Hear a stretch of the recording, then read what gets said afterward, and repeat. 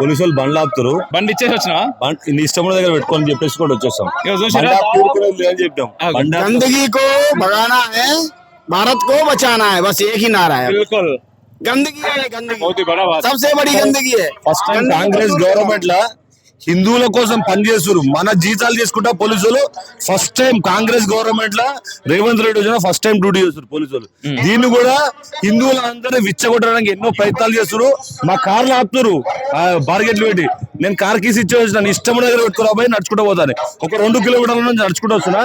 నాకు కార్తో అవసరం లేదు, కానీ ఈ ప్రోగ్రామ్ హిందువులందరూ జాగృతమైనారు అనేది దేశానికి చూపెడుతుంది. ఈ భాగ్యనగర్ గణేష్ ఉత్సవ సమితి తీసుకున్న ఈ కార్యక్రమం చలో బాలాపూర్ అనేది దేశం మొత్తం ఇది గర్వకారణం. ప్రతి ఒక్క హిందువు కూడా ఈరోజు జెండా పట్టుకొని తిరుగుతుంటే ఈడ బాలాపూర్ లో ఈ రోహింగ్యాలు మన మన హిందుత్వవాదుల మీద, మన హిందువుల పైన బంగ్లాదేశ్ లో జరుగుతున్న సంఘటనలు మన భారతదేశంలో, మన హైదరాబాద్ లో జరుగుతున్నాయి.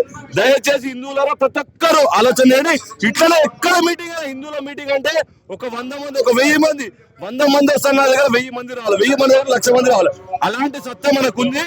ఇప్పటి నుంచి వండుకోవద్దు. మన కోసం కాదు, మన పిల్లల కోసం ఆలోచన చేయండి. ప్రతి ఒక్క హిందువులు మనం ఇప్పుడు ఆలోచన చేయకుండా మన పిల్లలను కూడా రోహింగ్యాలు వచ్చి కట్ చేస్తారు, సూరత్ చేస్తారు. ఆలోచన చేయండి. ప్రతి ఒక్కరు ప్రతి ప్రోగ్రామ్ లో అటెండెన్స్ చేయాల్సిందే.